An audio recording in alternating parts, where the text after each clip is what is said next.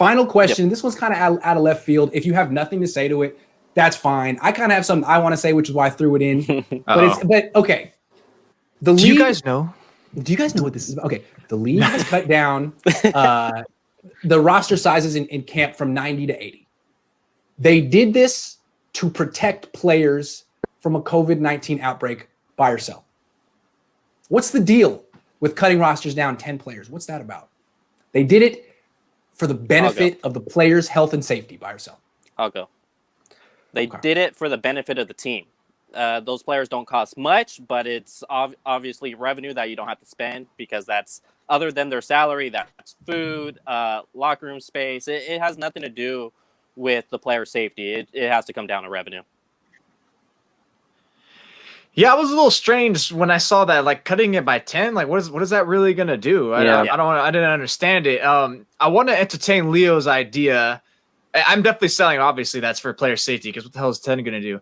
But to say it's like, all right, those 10 players are pretty much just cutting camp bodies that are just like six figures that would end up totaling like over $1 million, if that, or something like that. So I mean, I doubt they're counting pennies to that degree. But why on earth are they cutting 10? Maybe to make the scouting process less, to optimize their time, compress it so they're not worried about trying to figure out if they can go top to bottom who they scout, which they don't really totally do other than the scouts, of course. But it's not like the coaches are actually going in there like, who's that 90th player we added or whatever. So that is a good one to ask, Grant, because it's definitely not safety. It's like 10 players. Like, what's that going to do?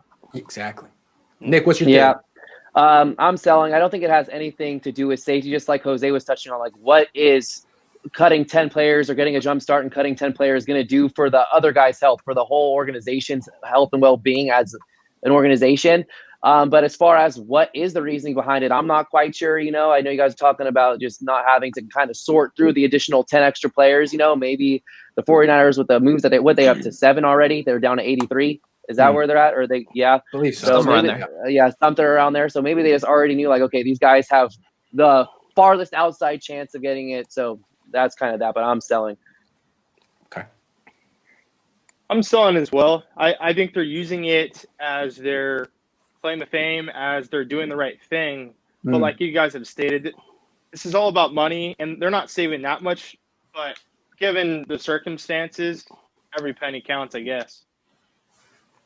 It could be the conspiracy theorist to me, but like, could it just be if they do shut down the league for this season, that they would be on the hook for medical and everything for all those players? So just shutting down 10 players on 32 teams, that's a lot less to have to worry about just in that sense. So I guess it is for the safety, but also for the medical bills.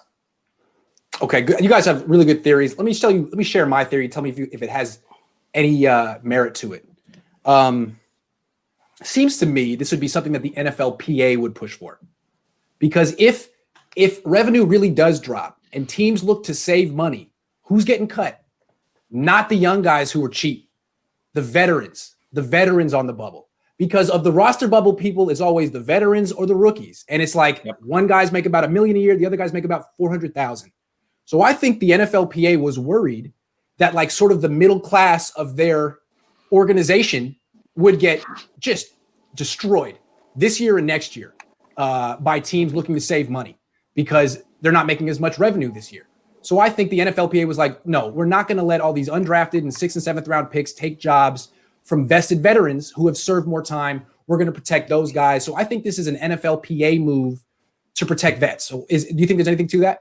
Did you come up with that answer before you had the question? Because you knew it was a good answer. Remember when you were in the lobby and I was on the phone? Someone was on the phone being like, dude, this is what's going on. I'm like, okay, well, I'm going to present that as my opinion. So yeah, I'm sorry. I set you guys up.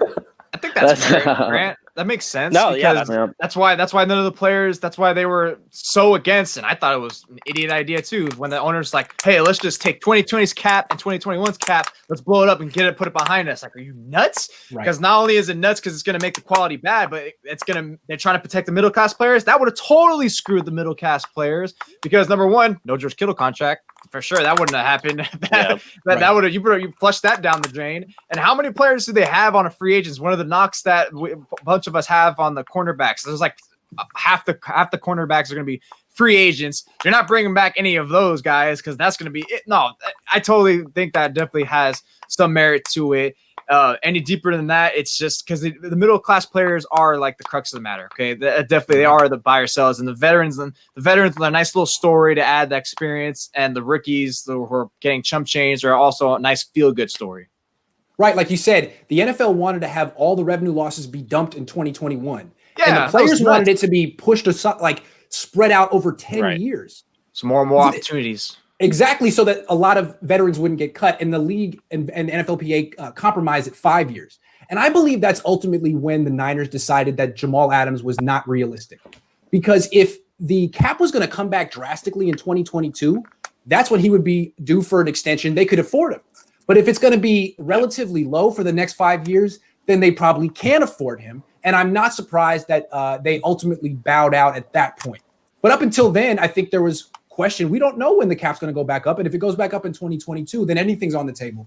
So I think that's once they found out exactly how the cap is going to be affected the next few years, there's been all kind of moves since then.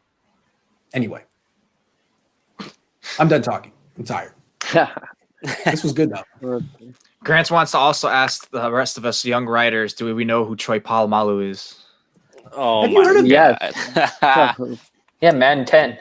Do you guys remember this guy man. named Patrick Willis? He was terrific. Who is that guy? Who's LaDainian Tomlinson? Isn't he a Silicon investor? Patrick Yes, Willis? he is a Silicon investor. You're not a real Niner fan if you don't remember Niner great Glenn Coffey. Oh, man. Yep. He had a cup of coffee on the team. All right, guys. Thanks for coming in. We're going to do this every Thursday at 3, and we are the main 6 you'll be seeing. So until next time, take care.